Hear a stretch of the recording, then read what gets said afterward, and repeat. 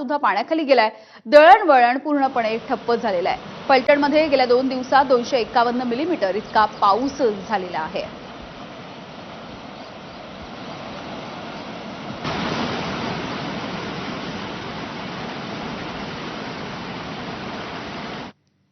तर बारामती तालुक्यामधल्या काटेवाडी इथे सुद्धा पाऊस कोसळताना दिसतो आणि त्यानंतर कालवा फुटलाय, त्यामुळे शेतकऱ्यांच्या शेतामध्ये हे पाणी शिरलेलं आहे। द्राक्षांच्या बागाचं सुद्धा मोठं नुकसान झालंय आणि अर्थातच इथल्या हतबल झालेल्या शेतकऱ्यांची व्यथा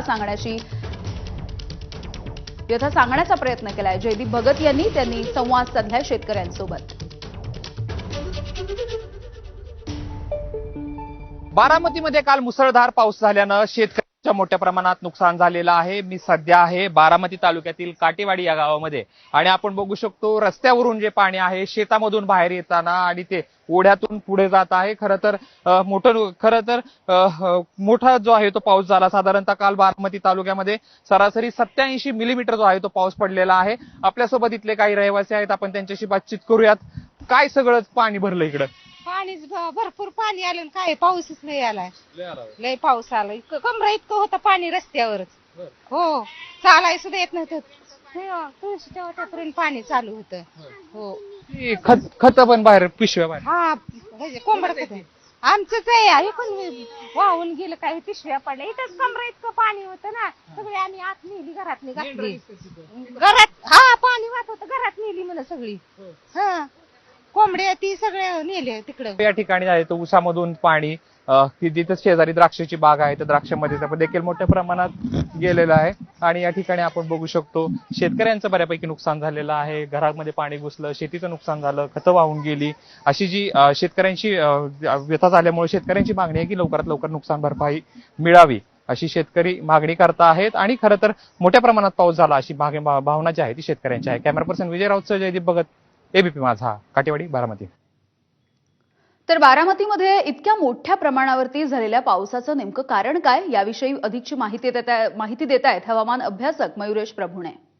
अरबी समुद्रात तयार झालेल्या डिप्रेशननी 24 मेला रत्नागिरीजवळ किनारपट्टी ओलांडली। त्यानंतर हे क्षेत्र पूर्वेकडे सरकत गेलं। सुरुवातीला ते मध्य महाराष्ट्रावर आलं आणि आता ते मराठवाड्यावर सक्रिय आहे आणि पूर्वेकडे सरकत असताना या क्षेत्राची तीव्रता कमी कमी होत गेली। अजूनही हे क्षेत्र सक्रिय आहे आणि या क्षेत्राच्या परिघामध्ये सातत्याने उंच ढगांची निर्मिती होते। सुरुवातीला किनारपट्टीवर जर आपण बघितलं तर सुरुवातीला रत्नागिरीमध्ये असलेलं पावसाचं क्षेत्र नंतर काल रायगडपर्यंत सरकले आणि आता आज सातत्याने मुंबईवर उंच ढग तयार होतात आणि त्यामुळे मोठा पाऊस नोंदला जातोय।